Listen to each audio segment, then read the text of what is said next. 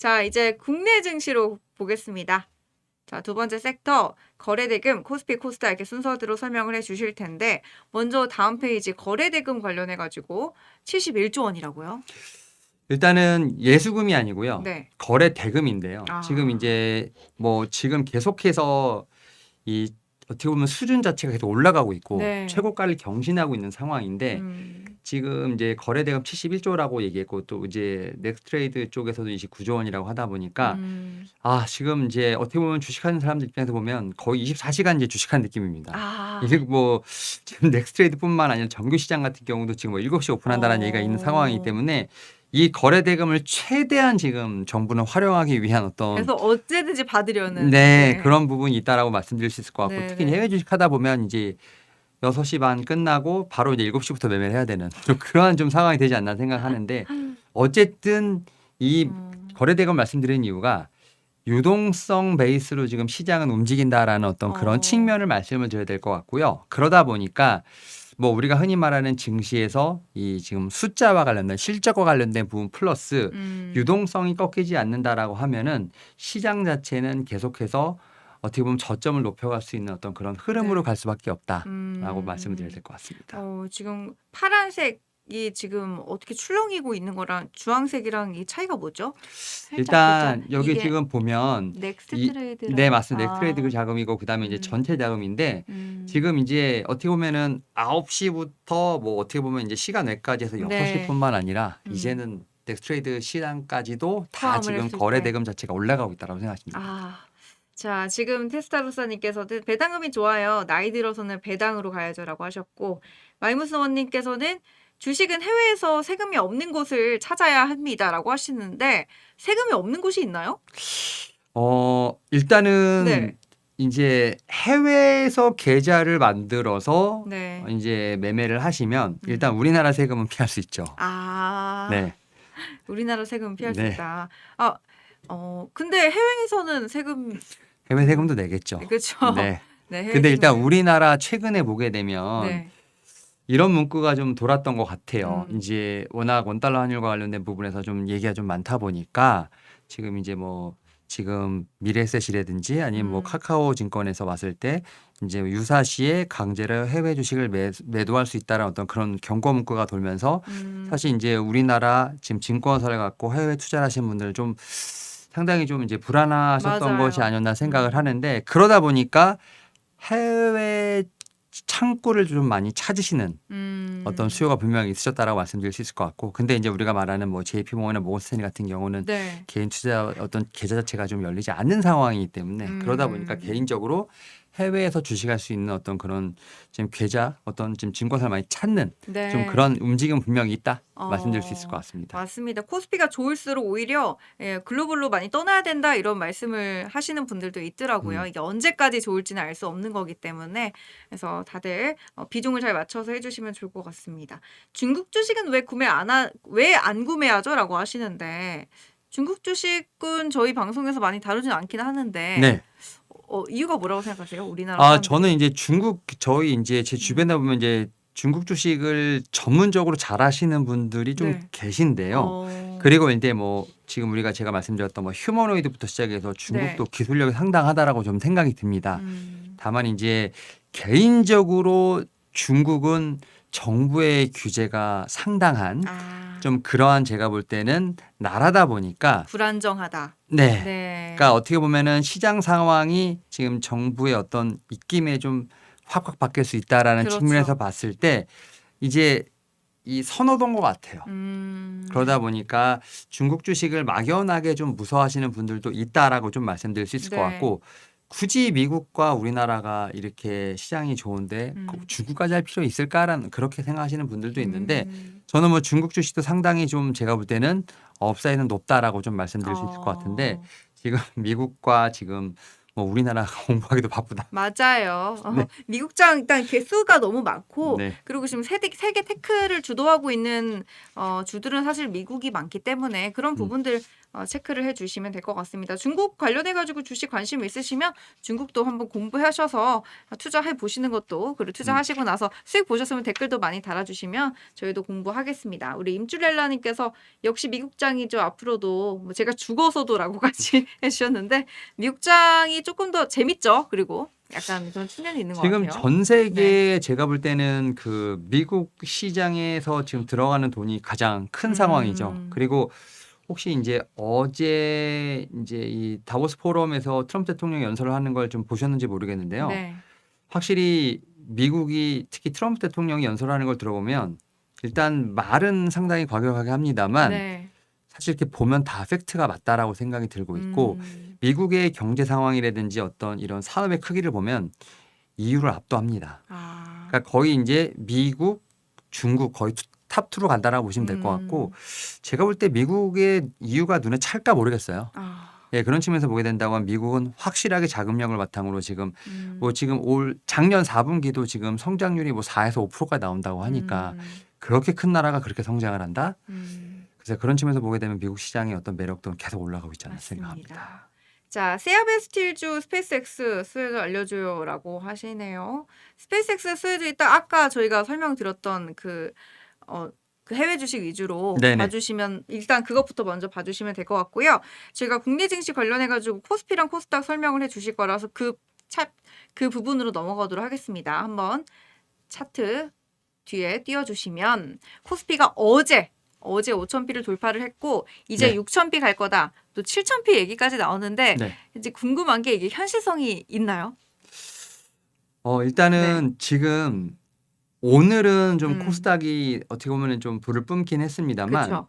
지금 올해 들어서 1월 한 2일부터 시작해서 정부에서 지금 이제 코스닥을 어떻게 보면 부양하기 위한 여러 가지 정책을 냈습니다만 여전히 코스피만 갔습니다. 오히려 코스닥이 좀 늦게 어떻게 보면 올라간 경향이 있는데 왜 그럴까를 생각해 보면 결국은 숫자, 실적이 찍히는 대형 우량주에 제가 볼 때 수급이 몰리고 있는 상황이거든요. 네. 그러다 보니까 우리 개인 투자자분들 같은 경우는 코스피에서 삼성전자, SK하이닉스, 현대차를 사신 분이 얼마나 되실까라는 질문이 이제 퀘스천 마크가 들거든요. 네, 네. 제가 알기로 현대차로 최근에 수익 보신 분들은 대부분 3년 동안 물려있다가 나오신 분들이 많아요. 네.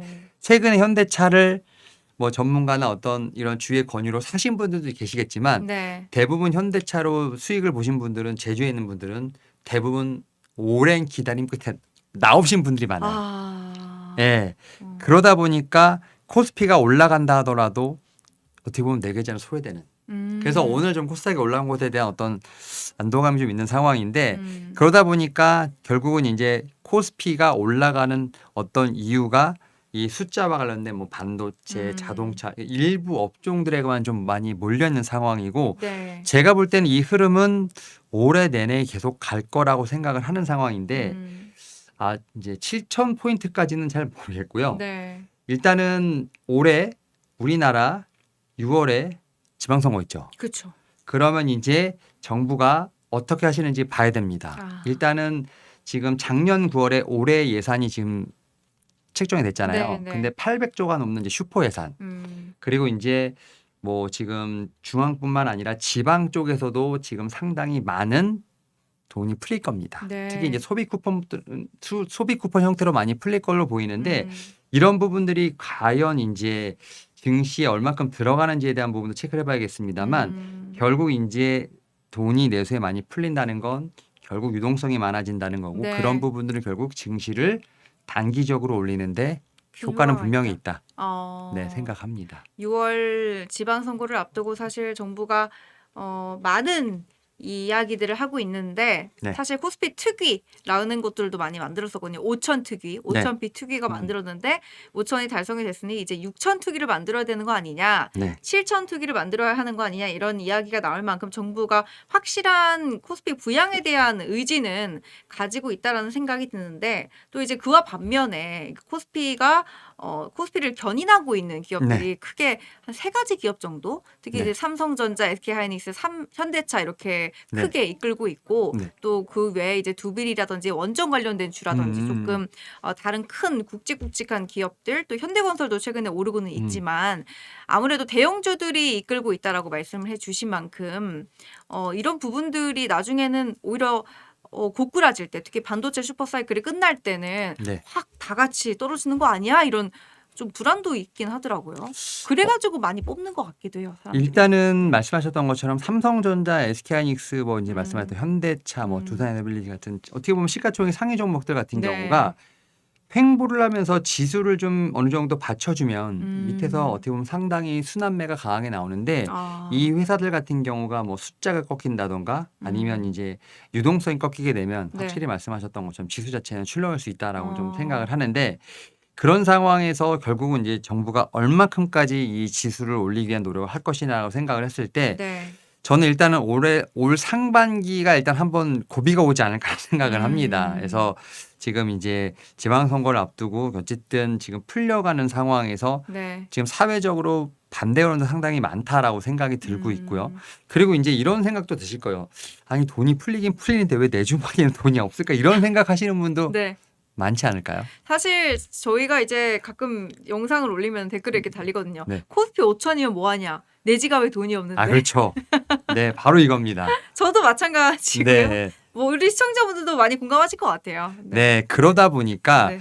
결국 그러한 측면에서 소비 활성화를 통해서 진짜 정말 내수가 진작되고 그러면서 지금 GDP가 올라야 되는 상황인 건데 네. 그거와는 별개로 유동성으로 어쨌든 이제 시장이 올라가는 상황이기 때문에 아. 이게 경제 성장 그다음에 기업의 실적과 어느 정도 연관이 되는 그 접점을 찾으려고 하는 어떤 그런 순간들이 계속 지금 나오고 있는데 네. 다행히 지금까지 뭐 반도체나 지금 자동차가 수출 데이터 같은 경우는 그래도 나쁘지 않은 상황이고 특히 뭐 삼성전자, SK하이닉스 같은 경우는 올해까지도 숫자와 관련된 부분에서 조금 이제 선명한 부분이 있는 상황이기 때문에 네. 좀 지수를 좀 받치는 힘은 있다라고 네. 좀 말씀드릴 수 있을 것 같습니다. 그렇죠. 그래서 이게 우려가 나왔던 부분이 이제 오늘 아침 뉴스에 나왔던 것 중에서도 이제 경제 성장률이 1%인데 네. 그중에서 이제 경제 성장 견인하는 게 0.6%나 반도체 주에 해당된다. 그러면은 거의 사실상 그걸 빼면 0.34 정도밖에 안 되는 건데 네. 우리나라 경제 성장은 이렇게 지지부진하고 또 음. 코스피만 이렇게 오르고 그 간극을 메워야 되지 않겠냐 이런 게 이제 아마 불만으로 나오는 것 같고 그게 말씀해 주셨던 왜 내 지갑에는 돈이 없지에 대한 근본적인 지분이 될 것 같아요. 그러다 보니까 이제 개인 투자자분들이 많은 코스닥 쪽으로 지금 선회하려고 하는 게 아닌가 생각을 하는데 댓글도 있네요. 결국 코스닥 대형주가 답이군요. 그렇죠. 그런가요? 네, 그렇다고 보면 될 것 같고 일단 말씀을 계속 드리자면 일단은 경제 성장 네. 그다음에 구조적인 부분은 사실은 개인 투자자분들이 어떻게 할 수 없는 부분이잖아요. 그럼 이제 우리는 이 시장에서 어떻게 투자를 해서 돈을 벌 것인가에 대한 부분에 집중을 할 수밖에 없는 상황이라고 말씀드릴 수 있을 것 같고 네. 결국 코스피가 지금은 어쨌든 정답지를 계속 알려주고 있다라고 생각을 합니다. 네. 지금 5,000피까지 올라오는 동안에 아웃퍼폼했던 부분들을 음. 저는 이 부분이 당연히 코스닥에도 영향을 미치지 않을까 생각을 합니다. 그러다 보니까 뭐 지금 당장 제가 볼 때는 삼성전자, SK하이닉스, 뭐 현대차를 사라는 게 아니라 대부분의 투자자분들은 지금 코스닥의 종목들에 지금 다 매수를 해서 어느 정도 보유를 하고 계시거나 네. 혹은 뭐 거래대금을 통해서 신규 자금을 매수하신다 하더라도 오히려 지금은 대형주보다는 코스닥 쪽으로 지금 시선을 많이 돌리는 상황인데 저는 코스피가 어느 정도 답안지를 줬다라는 어떤 측면에서 봤을 때 네. 좀 뭐 제가 볼 때는 코스닥이 그 코스피를 따라갈 수 있는 좀 그런 어떤 모양새가 나오지 않을까라는 좀 네. 생각을 하고 있습니다. 코스닥 그리고 코스닥 시장이 조금 더 이렇게 재밌다라는 이야기도 많이 해주시기도 하고 이제 코스닥의 시대가 이제 찾아올 거다라고 저도 개인적으로는 기대를 하고 있습니다. 자 그럼 다음 페이지 보여주세요. 또 저희가 이 코스피 코스닥이 조금 더 좋아지지 않을까라고 예상을 하는 이유 중에 하나가 바로 MSCI 지수 편입과 네. 관련된 이야기들인데 네. 오늘 현재 뉴스를 확인을 해보니까 현대건설 편입 가능성이 오늘 12%나 급등했다라고 하고요. 반면 LG생활건강은 제외될 가능성이 나타난다 하면서 약세를 보였다라고 합니다. 근데 이 MSCI 지수에 편입이 되면은 개별 기업의 주가 상승에 호재라고 보는 시선이 많지만 또 반면에 어떤 단기 변동성 확대라는 이 부담도 있다라는 걸 확인했거든요. 일단은 네. 이제 말씀하셨던 것처럼 MSCI에 편이 편출되면 이제 네. 종목들이 어쨌든 어쨌든 영향이 네. 명암이 좀 갈리는 상황이기 네. 때문에 그런 부분은 제가 볼 때는 이 편출 편입 리스트는 체크해 볼 필요가 있고 지금 이제 왼쪽 슬라이드를 보게 된다고 하면 이머징 마켓과 한국에 대한 어떤 지금 차트가 나왔는데요. 네. 이머징 마켓 대비 우리나라가 저평가돼 있다라는 어떤 그런 부분이 많았었는데 지금 붙었죠. 네. 그러니까 이제 이머징 대비 우리나라는 저평가 구간이 아닙니다. 이제 이머징 마켓에 정당한 평가를 받고 있다라고 좀 보시면 되는데 네네. 하지만 그럼에도 불구하고 전체적으로 봤을 때 지금 코스피는 여전히 매력적인 밸류에이션이다. 그러니까 추가적인 상승이 가능하다라는 어떤 그런 어떤 도표를 보여드린 거고 네. 그러한 측면에서 지금까지 이머징 마켓 대비 저평가되어 있는 구간을 반도체 그다음에 자동차 같은 섹터가 네. 어느 정도 간격을 줄여는 어떤 그런 역할을 했다라고 하면 그 위로 올라가는 그래서 이 저평가 밸류에이션 매력도가 높은 구간에서 오히려 지금 올라가는 구간에서는 어떤 섹터가 역할을 할 것인가에 대한 어떤 그런 숙제가 있는데 네. 저는 제가 볼 때는 답변을 말씀드리면 크게 순환매는 나오겠습니다만 주도 업종이 바뀔 것 같지는 않다 이렇게 생각합니다. 순환매는 나오지만 뭐 예를 들어 우리가 삼성전자라고 했을 때 삼성전자와 관련된 주들 이런 식으로 같이 그러니까 이제 오른다? 반도체 우리가 흔히 말하는 반도체 네. 뭐 2차 전지 네. 그다음 뭐 현대차 같은 뭐 자동차 뭐 네. 이런 제약 이런 쪽으로 순환매가 돌고 이 음. 한 축이 있다고 하면 우리가 흔히 말하는 경기 어떤 방아쇠라고 할 수 있는 뭐 음. 철강, 화학 그다음에 이제 뭐 섬유, 네. 통신 이런 쪽으로 이 섹터에 대한 순환매는 제가 볼 때는 일어나지 수급에 대한 않- 일어날 것으로 보입니다만 네네. 그래도 성장 쪽에 대한 베팅을 하게 된다라고 하면 네. 지금까지 지수를 이끌었던 섹터가 조금 더 아웃퍼폼할 수 있는 가능성이 높지 않나 생각은 합니다. 그래도 순환매가 있다라고 봐주시니까 네. 그건 이제 음. 그나마 다행이다라고 볼 수가 있는데 글쎄요 우리 댓글 중에서 4월 고비설이 있다라고 하시는데 이게 지금 네. 4월 고비설이 뭐냐면 네. 지금 이제 이 5,000P와 관련돼서 사실은 이제 증권사들마다 뷰가 네. 올해 안에 달성은 하겠지란 뷰는 많았는데 그 시기가 다 달랐어요. 근데 지금 1월 달에 5,000P를 달성할 거라고 예상한 지금 증권사는 아무도 없습니다. 아 그래요? 네, 그만큼 빨리 올라왔다. 저도 어제 기사 보고 상당히 놀랐거든요. 네, 그래서 아마 KB증권에서 지금 얘기가 났던 게 음. 아마 지금 4분기 실적이 이제 작년 4분기 실적이 이제 1, 2월에 나오고 네. 그다음에 이제 올해 1분기 실적이 4월에 나오니까 음. 제가 볼 때는 작년에 실적이 좋은 상황에서 일단 올해 포워드 가이던스라든지 이런 부분에서 약간의 좀 실망 매물이 나올 수도 있거나 혹은 이제 주가 자체가 너무 단기간에 많이 올랐기 때문에 네. 이 조정에 대한 가능성을 보지 않을까. 근데 다만 이제 앞에서 말씀드렸던 지방선거가 6월이기 때문에 4월에 조정이 나와도 어떻게든 그걸 또 끌어올리려고 하는 또 그런 부분이 있지 않을까 생각하면서 네. 오히려 지금은 상승을 즐기되 네. 4월에 만약에 조정을 생각하신다면 조금씩 비중을 들이고 오히려 단기 조정에 매수라는 전략도 저는 하나의 방법이 아닐까 생각합니다. 4월에 고비가 올 수도 있지만 그 네. 고비는 어떻게 보면은 오히려 기회가 될 수 있다. 네. 지금 계속해서 말씀을 해주고 계시고 다른 멘토님께서는 적어도 2분기까지는 괜찮을 거다. 그러니까 6월까지는 괜찮을 거다라고 해주신 멘토님도 계시고 또 올해까지는 괜찮을 거다. 근데 내년부터는 전반적인 시장이 안 좋아질 거다라고 예측해 주신 멘토님도 계시는데 네. 우리 멘토님께서는 우리 코스피와 코스닥 어느 정도까지 이 성장세가 지속될 것이다라고 일단은 기본적으로 이 시장 자체는 울퉁불퉁할 것 같아요. 올해 자체는. 이렇게 지금 작년 어떻게 보면 6월부터 시작된 급등이 제가 볼 때는 올해도 나올까라는 어떤 퀘스천 마크는 드는데 상승세는 그리지 않을까 생각합니다. 다만 그 중간중간에 어떻게 무조건 상승만 하겠습니까? 그쵸. 지그재그로 올라갈 것 같은데 일단 기본적으로 보는 거는 5,500에서 6,000까지는 간다라는 그래도 뷰는 네. 충분히 이제 갖고 있다라고 말씀드릴 수 있을 것 같고 다만 이제 코스피가 워낙 빨리 올라온 상황이기 때문에 네. 정부 입장에서는 코스닥 같은 경우도 좀 더 푸시를 많이 하지 않을까 생각을 하면서 네. 오히려 업사이드를 보게 된다라고 하면 코스닥이 좀 더 푸시를 받으면서 올라갈 수 있는 약간 등 떠밀려 올라가도 올라갈 수 있는 부분이 있지 않을까 네, 생각을 네. 하고 왜냐하면 작년 같은 경우 코스닥이 너무 못 가거든요. 코스피 비해서.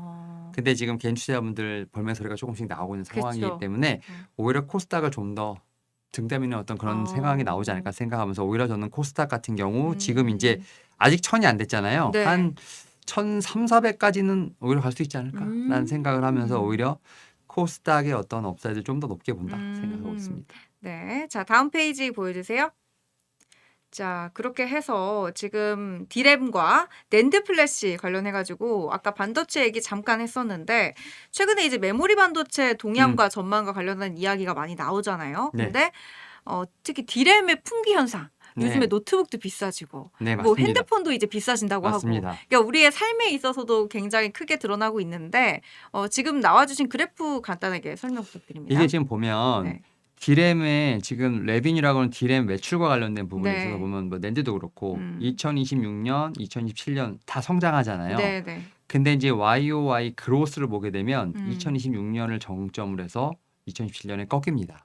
내년이 정점이네요. 아, 올해네요? 올해가 정점이라고 보는 게 어. 맞지 않을까 생각합니다. 아. 이 JP 모건에서 나온 건데 제일 좋을 때다. 네, 그러다 네. 보니까 우리가 흔히 말해서 반도체 같은 경우는 주가가 6개월에서 뭐 9개월까지 선행한다라고 네, 봤을 네. 때 물론 업사이드를 보는 게 맞습니다만 이 음. 그림을 보면서 저는 이제 뭐 4월 위기설도 나옵니다만 네, 네. 이 그래프가 꺾이는 지점을 저는 분명히 염두를 하면서 제가 볼 때는 반도체 특히 삼성전자, SK하이닉스의 어떤 매매가 유효하지 않을까 생각합니다. 5년, 10년 가져가려고 하기보다는 이제 반도체 사이클 같은 경우에는 그래도 꽤 기니까 네. 그런 것 때문에 사람들이 이제 길게 가야 된다라고 보지만 이 수익성 측면에서는 네. 그러니까, 이런 부분을 고려해야 된다. 그러니까 이런 거예요. 네.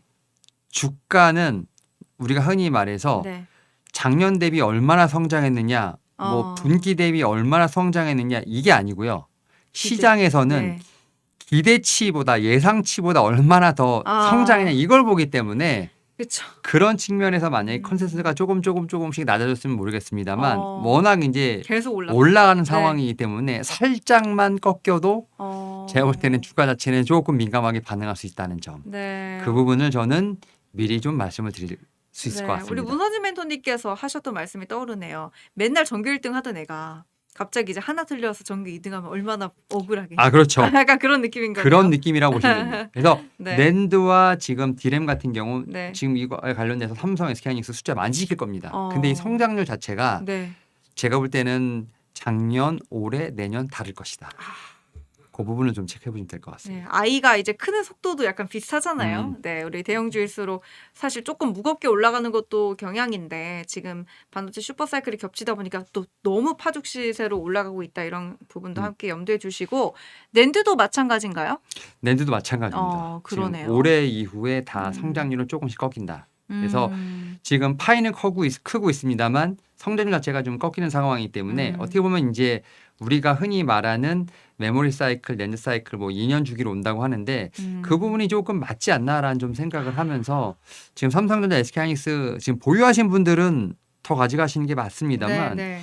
신규 매수 측면에서 보게 된다고 하면 일단은 조금은 생각을 좀 네. 신중하게 좀 보셔야 되지 않을까 생각합니다. 이제 작년 여름쯤에 이제 5, 6만 원이다 하면서 볼멘 소리 하시던 분들이 제일 좋은 거죠. 어떻게 보면. 근데 네. 작년에 5, 6만 원 하시던 분, 네. 매수하셨던 분들이 가져가신 분들이 지금 이 15만 원까지 제가 볼 때는 가져가셨을까라는 생각을 해보면 많이 팔았을 거다.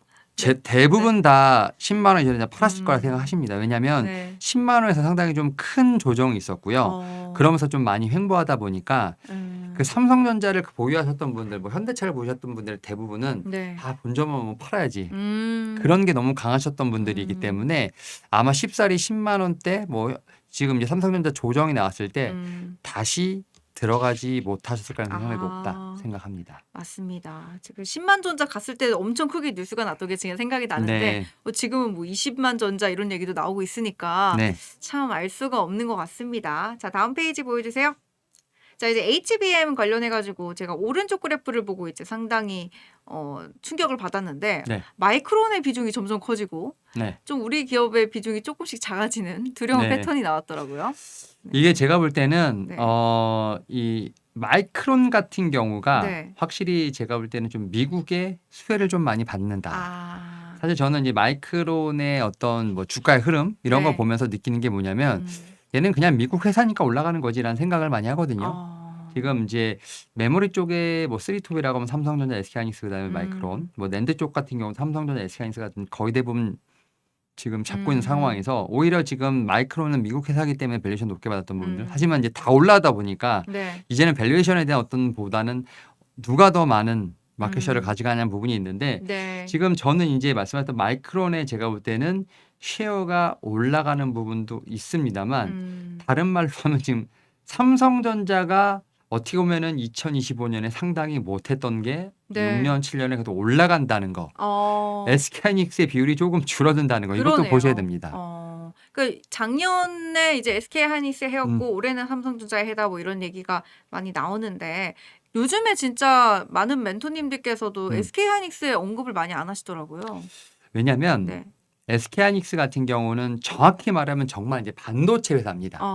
D램, 낸드, HBM. 근데 삼성전자는 여기에 플러스 AI, 로봇, 파운드리가 있죠. 네, 파운드리. 파운드리 맞아요. 예, 파운드리가 있는데 사실 이제 아마 4분기 작년 4분기 지금 이제 잠정 실적이 나오고 네. 상세 실적은 아직 안 나왔는데 아마 이제 파운드리 사업부는 계속 적자일 거예요. 근데 적자가 많이 개선됐다고는 하더라고요. 그래서 네. 이제 올해부터 실적 턴어라운드가 예상이 되는데 그 가운데서 중요한 역할을 했던 게 바로 이제 일론 머스크. 테슬라가 지금 삼성 파운드리 2나노를 쓴다라는 얘기가 좀 있죠. 그런 상황에서 지금 4나노, 8나노 계속 이제 어떻게 보면 수주를 하는 상황이고 퀄컴도 돌아온다고 하니까 네. 파운드리의 어떤 숫자가 찍히면 확실히 반도체 쪽에서 파운드리의 턴어라운드가 예상된다는 측면에서 봤을 때 지금 SK하이닉스는 HBM 쪽에서 상당히 큰 점유율을 갖고 있는 상황에서 네. 어떻게 보면 이걸 지켜야 되는 상황이고 삼성전자는 HBM의 점유율도 올려야 되지만 파운드리의 점유율도 올려야 되는 상황인데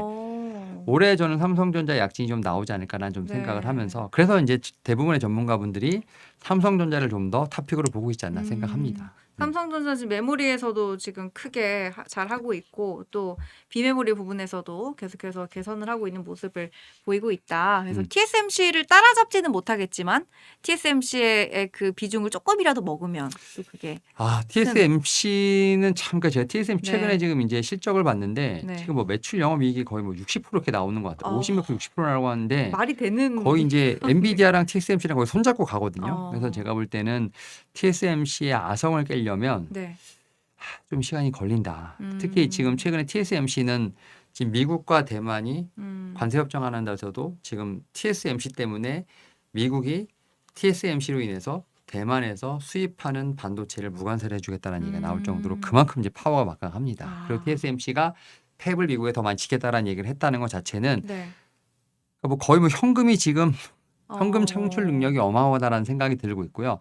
그런 측면에서 저는 이제 TSMC의 아성을 삼성전자가 좀 따라가려면 조금 네. 시간이 걸린다. 네. 다만 이제 말씀하셨던 것처럼 뭐 50등 하는 친구가 30등, 10등 네. 이렇게 빨리 올라오다 보니까 네. 시장에서 봤을 땐 이제 어라 이렇게 되는 거죠. 삼성전자의 그 파운드리가 조금 저렴한데 이제 조금 괜찮다라고 하면은 마치 이제 GPU, TPU처럼 네. 약간 범용성 있는 그런 쓰임새로 조금 더 가져갈 수 있는 그런 가능성이 있는 건가요? 일단 뭐 지금 파운드리 관련돼서 얘기가 네. 나오는 회사들이 뭐 네. 이제 TSMC, 삼성, 뭐 인텔 이렇게 나오는데 사실 인텔이 오늘 지금 시간 외에서 실적 발표하고 지금 거의 마이너스 15%까지 아마 급락이 나왔는데 파운드리가 사실 되게 어려운 산업입니다. 효율이 나오기가 되게 어렵죠. 예, 그래서 제가 볼 때 인텔이 뭐 이제 TSMC를 따라잡겠다 이런 얘기했을 때 좀 콧방귀도 안 꼈는데 네. 삼성전자가 TSMC를 따라가려면 사실은 더 노력을 해야 되는 상황이고 앞에서 말씀드렸던 것처럼 네.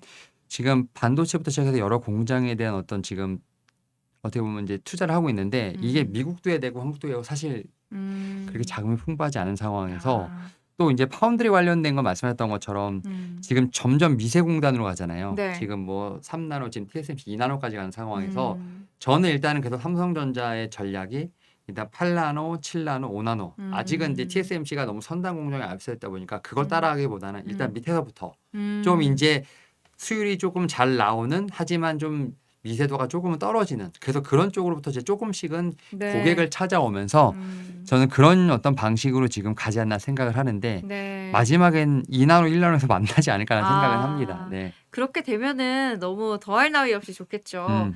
그래서 이게 오른쪽 그림을 봤는데 이 왼쪽 그림은 뭔가요? 이렇게 뚝 떨어지는 느낌. 지금 HBM의 지금 성장 속도도 지금 아, 이제 둔화가 될 네, 예정이다. YOY. 그러니까 지금 레비뉴는 올라가잖아요. 지금 네. 급속하게 올라가는데 음. 저에게는 뭐냐면 그만큼 단가 자체가 낮아진다는 어. 얘기로 봐야 됩니다. 음. 왜냐하면 이제 엔비디아 같은 경우도 GPU가 너무너무 비싸기 때문에 네네. 뭐 지금 블랙엘에서 루빈까지도 지금 이제 어쨌든 어. 저사양으로 쓰려고 하고 또 이제 LPDDR 같은 어떻게 보면 이제 저저력 반도체 쓰려고 하는 상황이기 때문에 HBM도 물론 이제 충분하고 훌륭합니다만 우리가 흔히 말하는 오버스펙이기 때문에 아. 그런 측면에서 봤을 때 저는 이제 그래서 TPU라는 개념이 나온 거고 구글이 음. 나온 거고 음. 브로드컴이 나오는 상황이기 때문에 그런 측면에서 HBM도 시장은 커지겠습니다만 수익성 자체는 좀 줄어들 수밖에 없는 구조로 갈 수밖에 없지 않나 생각합니다. 이 앞에 페이지 한번 보여주시겠어요? 아까 저희가 디램이랑 낸드 얘기했을 음. 때 이제 최근에 이제 디램 품귀 현상 얘기하면서 이제 수급 불균형으로 인해서 오히려 가격이 높아지는 경향이 있다라는 분석이 많이 나왔었는데 음. 언제까지 이 수급 불균형이 있을까요?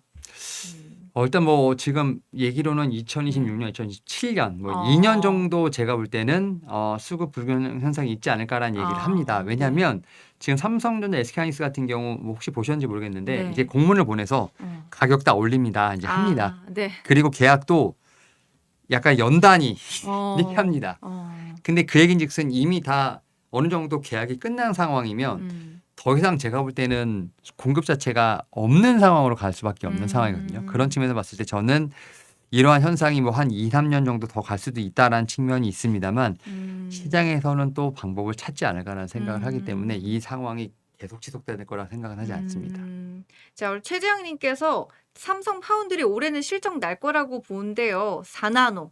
네, 라고 4나노에서 하시고. 지금 뭐 우리나라 지금 뭐 AI 반도체 회사들 특히 이제 뭐 아직은 상장되지 않은 비상장 회사들이 지금 4나노를 많이 쓴다라는 얘기가 있기 때문에 네. 4나노는 제가 볼 때는 좀 충분히 숫자가 나올 수 있는 이제 라인이라 생각하고 있고 인텔은 뭐 트럼프 때문이 맞지 않나 생각합니다. 왜냐하면 지금 인텔의 지분을 지금 미국의 행정부가 갖고 있습니다. 한 약 10%는 갖고 있는 상황이기 때문에 네. 인텔은 제가 볼 때 뭐 국영회사로 봐도 되지 않을까 생각을 하고 있고 트럼프가. 인텔은 약간 어떻게 보면 종합 반도체 느낌인데 이제 삼성전자랑 좀 마찬가지인데 파운드리에 저는 답이 없다라고 생각하기 때문에 인텔은 뭐 흔히 말해서 수율이 잡히던 네. 아니면 새로운 제품이 나오던 간에 뭔가를 해야 되는 상황인데 저는 자금이 많아도 인텔은 투자하지 않을 것 같습니다. 인텔에 대한 조금 비관적인 음. 시선이 좀 팽배한 것 같습니다.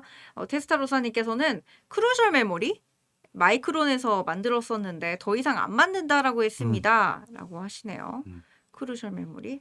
자, 어쨌든 다음 페이지 한번 보여주세요. 자, 이제 코스피 업종 순환매 아까 이야기 잠깐 해주셨는데 네. 이 그림을 한번 확대해서 보도록 할게요. 자, 순환매가 어떤 방식으로 이어나가지고 있는지를 이 그림을 중심으로 설명을 해 주실 텐데요. 일단 이제 코스피를 중심으로 해서 코스피보다 좀 아웃퍼폼하는 이제 섹터들이 뭘까라고 봤을 때 지금 연초와 달리 조금씩 이제 조금 늘어나는 상황인 거죠. 네, 처음에는 네. 뭐 반도체, 조선, 자동차였다가 이게 조금씩 늘어난 상황이에요. 숫자가 그러다 보니까 성과가 좋아지고 이제 흔히 말해 섹터 자체가 호실적으로 가득하게 되면 네. 결국 이제 그 섹터가 많아지니까 그 안에서 순환매가 많이 일어난다고 보시면 되는 거죠.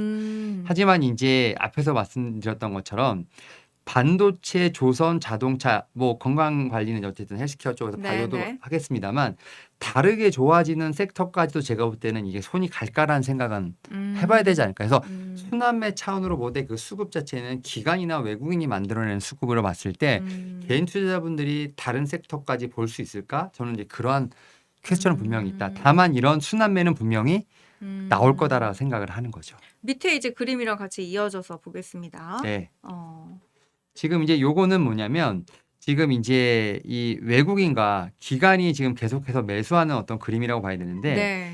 지금 이제 ETF로 추정되는 물량이 계속 지금 패시브 매수 자금이 들어온다라고 하는데 이게 뭐냐면 뭐 금융 투자 관련돼서 분명히 이제 우리 말하는 뭐 단기 트레이딩 어떤 부분도 있겠습니다만 저는 이제 연기금도 그렇고 지금 정부를 좀 이제 푸시하는 그런 기관들 자체가 지금 ETF 물량으로 좀 매수를 한다라고 생각이 들고 있는 상황이라고 말씀드릴 수 있을 것 같고 지금 외국인을 저는 사실은 좀 이제 어떻게 보면은 믿지 않는 상황인데 좀 보시겠습니다만 지금 네네. 기관들은 들어옵니다만 외국인들은 지금 계속 트레이딩을 어 하고 있죠. 그러네요. 이거는 어. 이제 원달러 환율로 인해서 어. 지금 우리나라에서 봤을 때는 달러가 오르고 그다음에 어. 한국 돈이 원화가 떨어질 것이다라는 어떤 그러한 베팅을 하는 상황이기 때문에 아. 그런 쪽으로 이제 어쨌든 양쪽 베팅이 들어간다는 측면에서 봤을 때 음. 원달러 환율로서 지금 제가 볼 때는 지금 외국인 수급은 흔들리고 있다. 그래서 음. 오히려 기관의 수급이 받쳐주지 않으면 음. 사실 지수 자체가 제가 볼 때는 좀 많이 흔들릴 수 있는 어떤 그러한 음. 구조도 분명히 있다. 물론 이제 여기서 개인 투자분들이 거래대가 많이 일어나고 있는 상황이긴 합니다만 네. 지금 양축은 좀 확실히 좀 다른 행보를 보이고 있다 생각하시면 어. 됩니다. 외국인이 굉장히 조금 다른 움직임을 네. 특이하게 보이고 네. 있네요. 기관과 기관 내 금융투자 이렇게 같은 방향으로 가고 있고요. 음. 자, 지금 어쨌든 순환매가 일어나고 있다는 것 자체는 좋은 거긴 한데 위에 한번 그림 쫙 다시 한번 보여주시면 네. 이제 코스피보다 조금 낮게 나타나는 부분들 네. 이런 이제 기계, 유틸리티, 에너지, 운송, 증권 이런 부분들이 이제 올라가면서 조금 더 소외된 종목들이 이제 네. 발전하는 그렇죠. 그게 이제 가장 이상적인 그림일 네. 텐데. 그러다 보니까 네. 인제 지금 플러스라는 건 어쨌든 지금 성과가 나오고 있는 상황입니다만 음. 코스피를 기준으로 봤을 때 코스피보다는 좀 성과가 자체가 안 나오는 상황인 거죠. 네. 그러다 보니까 뭐 우리가 매매를 할 때 뭐 통신 서비스 디스플레이 음. 뭐지? 약간 이런 느낌이 들 정도로 오히려 인제 그 왼쪽에 있는 제가 볼 때 종목들 자체가 좀 더 매력적으로 다가오는 상황이기 네. 때문에 이 안에서 좀 순환매가 좀 활발하게 돈다라고 좀 말씀을 드릴 수 있을 것 네. 같아요. 네, 우리가 대형주 쏠림 현상이 나타나고 지금 이 상황을 오히려 주식 투자자들 입장에서 좀 이용을 해서 열심히 벌어가시면 좋을 것 같다. 차익 매물, 주식 실현 많이 하셨으면 좋을 것 같다라는 생각을 하고요. 우리 테스타 로사님께서 윤여민 멘토님께 지표로 분석하는 비교 분석하는 방법을 배우고 있습니다. 라고 감사합니다. 라고 우리 멘토님을 좀 보셨나 봐요. 정말 좋은 방송입니다. 라고 하셨고요. 자, 다음 페이지 보여주세요. 자, 그래서 우리가 아까 코스피 코스닥 이야기를 하면서 그래도 코스닥이 1300에서 400까지 가지 않을까라고 이야기를 네. 해주셨는데 예측이 두 가지가 있죠. 6000 갈 거다. 아니면 6000P 갈 거다. 아니면은 2000 닭 갈 거다. 이야기가 있는데 어떤 게 더 빨리 달성될 수도 있다라고 보시나요?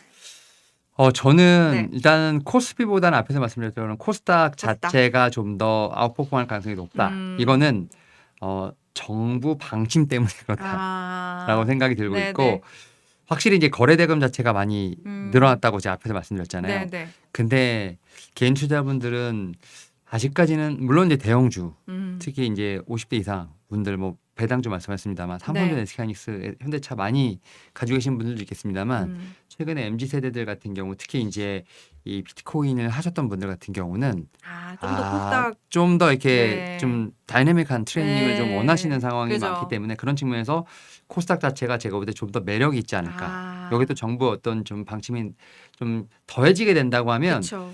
저는 이제 충분히 코스닥의 업사이드를 좀 보는 게 맞지 않을까 생각을 하고 있고 제가 이 표를 갖고 온 게 뭐냐면 네. 지금 코스피는 올라가는데 코스닥 오늘 좀 올랐습니다만 최근까지 코스닥 자체는 약간 과매도권이었어요. 그러니까 약간의 좀 시장의 어떤 온도차가 극명했었거든요. 근데 이런 부분이 해소되게 된다고 하면 우리가 흔히 말해서 원래 잘 나오던 놈이 더 잘 나오는 건가 네. 아니면 안 나오는데 돌아서면서 잘 나오는 거랑은 좀 약간 이 주가의 강도가 다르기 때문에 네. 그런 측면에서 코스닥이 좀 더 업사이드가 더 높지 않을까 생각하고 있습니다. 그러니까 코스닥이 이제 국민연금이 코스닥에 많이 투입될 것이다. 뭐 이런 네. 이야기가 많이 나오면서 국민연금이 들어가는 종목을 봐야 된다라고 이제 추천을 해 주시는 분들도 계셨는데 네네. 사실 코스닥 같은 경우에는 이제 다양한 주들이 있지만 네. 최근에 이제 좀 부진하고 있는 네. 바이오주라든지 네. 아니면은 뭐 2차 전지는 오랫동안 지금 부진을 하고 있었고 네네. 그나마 조금 받치고 있는 게 로봇 관련주들이 사실은 이제 하방을 방어하면서 코스닥을 살짝 이제 보호해주고 있었다라는 건데 다음 페이지를 보여주시면 우리 멘토님께서는 이제 견인할 섹터로 제약바이오를 꼽아주셨어요. 네. 저는 이제 코스닥 지수가 앞에서 뭐 1300, 400 말씀을 드렸잖아요. 네네.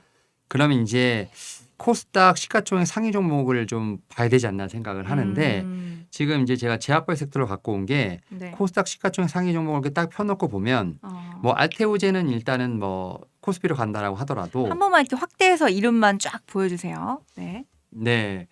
알테오젠 보더라도 지금 이제 4위가 ABL 바이오, 그다음에 음. 6위가 삼천당 제약, 지금 7위, 뭐 8위 이렇게 다 지금 어쨌든 제약 바이오인데 네네. 저는 제약 바이오 섹터가 안 움직이면 네. 코스닥 지수는 안 움직인다고 보시면 됩니다. 역시 상위 종목을 네, 움직이게끔 할 것이다. 네. 그런 측면에서 봤을 때 지금 로봇은 지금 휴머노이드, 그다음에 현대차에 붙어서 어떻게 보면 테마성으로 움직였던 거고요. 네.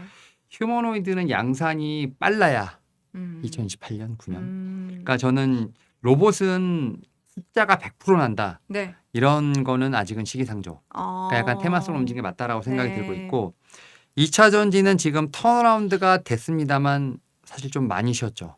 그래서 좀 시장을 견인하기에는 좀 더 많은 트리거가 필요한 상황인데 네. 그러면 이제 남은 게 뭐냐? 반도체 소부장이나 제가 볼 때는 제약바이오가 아닐까 생각을 하는데 반도체 소부장보다는 제약바이오 섹터가 시가총액 상위 종목이 더 높습니다. 그러다 보니까 저는 그런 측면에서 제약바이오 섹터를 갖고 왔다라고 좀 말씀드릴 수 있을 것 같고 물론 이제 뭐 이번 주 이제 알테오젠이 좀 사고를 치긴 했습니다만 네. 여전히 제약바이오 섹터 특히 이제 지금 JP모건 스퀘어 컨퍼런스 이후에 기술 이전과 관련된 공시들이 좀 많이 나오지 않을까라는 기대를 하고 있는 상황이고 그런 부분을 지금 이제 신한투자증권에서 좀 정리를 잘 해놨기 때문에 네. 저는 이제 이러한 종목들이 업사이드가 높으면 높을수록 코스닥 지수를 견인하지 않을까 생각을 하기 때문에 저는 제약바이오 섹터도 이제 숫자가 찍히고 네. 이제 뭐 기술 이전과 관련된 로열티가 좀 찍히는 종목들로서 저는 포트를 편성해 보시면 상반기에 오히려 좀 상당히 어떤 다이나믹한 움직임을 볼 수 있지 않을까 생각합니다. 네. 제약바이오 기술 이전에 조금 포커싱을 두면 좋겠다라고 해주셨고요. 그러니까 알테오젠이 사실 그저께랑 어제 네네. 굉장히 많이 20% 가까이 20% 넘게 떨어져가지고 네네. 우리 시청자분들과 어떻게 해야 되냐 나 이거 당연히 기관에서 들고 있으라고 해가지고 믿고 들고 있었는데 기관이 먼저 팔아버렸다 이렇게 하셨거든요. 이가 이제 네. 알테오젠이 네, 지금 이제 뭐 플랫폼 관련돼서 사실 수출을 되게 많이 했다라고 지금 얘기가 나오고 있고요. 네. 그리고 이제 상대방이 이제 머크사잖아요. 근데 이제 우리가 이제 생각하는 게 뭐냐면 플랫폼을 이제 팔았어. 네. 근데 이제 이게 보니까 어떤 방식이냐면 머크에서 만약에 어떤 약을 팔 때 네. 이거에 대한 로열티 수치를 몇 프로를 주냐. 그거에 대해서 알테오젠한테 물어봤는데 그거는 비공개라 얘기할 수 없다. 그러니까 네. 시장에서 한 5, 6% 되겠지? 그러니까 이제 이게 뭐냐면 알테오젠 얘기한 적 없어요. 근데 시장에서 이미 생각을 하는 거야. 네. 한 5, 6%면 되겠지? 음. 근데 머크가 그냥 깠어요. 그 수수료율을. 근데 그 2%밖에 안 되는 거야. 그러면 이제 3분의 1 토막이 난 거잖아요. 네. 그럼 이제 기존에 생각했던 매출 대비 그러니까 이게 시장에서 이미 예측하고 시장에서 실망한 거예요.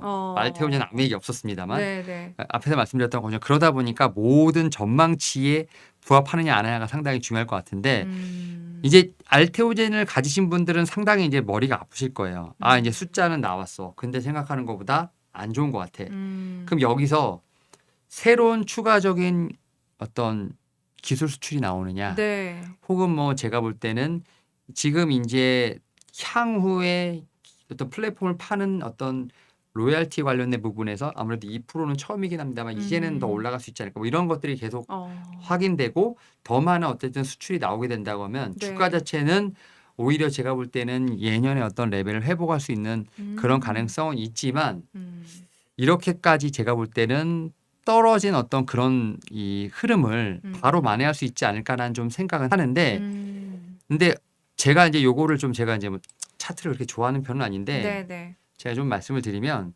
지금 이 알테오젠 지금 제가 차트를 보여드리면 네. 사실은 지금 어제 급락이 나왔잖아요. 그렇죠. 근데 요거를 좀 잘 죄송합니다. 이거 좀 보시면 여기서부터 여기까지 네. 박스권 움직임이라고 보시면 돼요. 그러니까 작년 7월부터 지금 올해까지 보면 네. 박스권 안에서 움직였기 때문에 물론 신고가의 흐름도 있습니다만 네.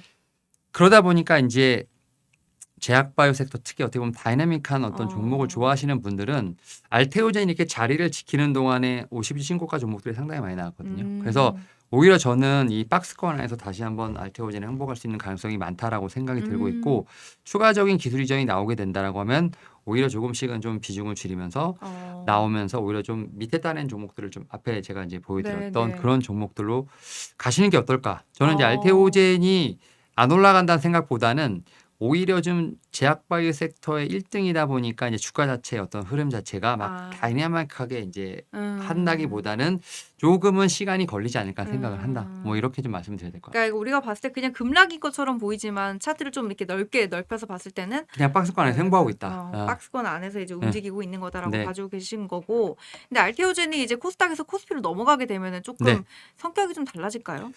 알테오젠이 아무래도 이제 패시브 자금이 더 많이 들어올까. 특히 이제 알테오젠이 음. 코스닥에서 코스피로 넘어가면 뭐 코스피 200 편입이 되는지에 대한 부분을 좀 체크해볼 필요가 있는데 네. 결국 그러다 보면 이제 우리가 생각하는 지금 코스닥에서 코스피로 넘어간 먼저 종목 있지 않습니까? 바로 이제 네. 셀트리온을 보면 되지 않을까 생각하는데 아.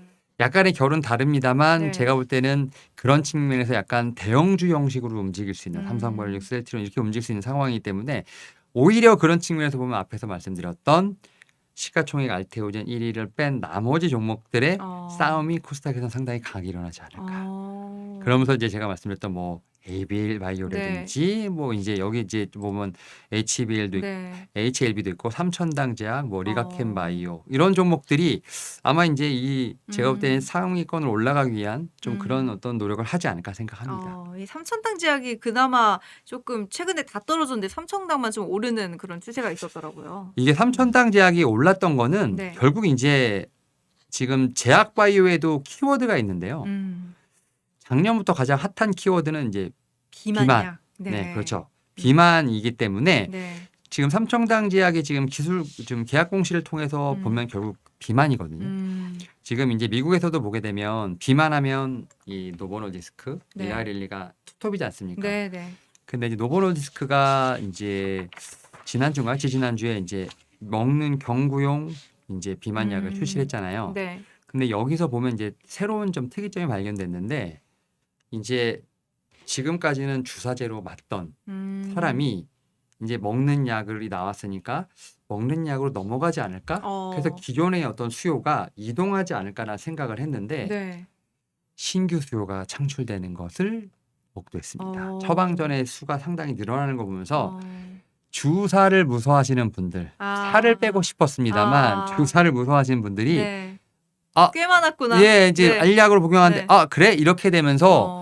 노보노디스크의 어떤 경구용 치료제가 이제 어떻게 보면 그런 측면에서 봤을 때 새로운 시장을 개척했다고 볼 수 있을 것 같고 네. 이런 측면에서 일라이릴리가 이제 뭐 2분기에 FDA 승인을 받으면서 또 경구용 치료제 또 한 번의 어떤 진검승부가 예상되는 가운데 이런 비만 치료제 어떤 키워드가 올해도 우리나라 시장을 제가 볼 때는 좀 좌지우지 않을까 생각하는 상황에서 네. 삼천당 제약이 정말 타이밍 좋게 기술 계약이 나온 어떤 공시가 나오면서 사실 좀 주가의 흐름이 좀 상당히 좋지 않았나 생각합니다.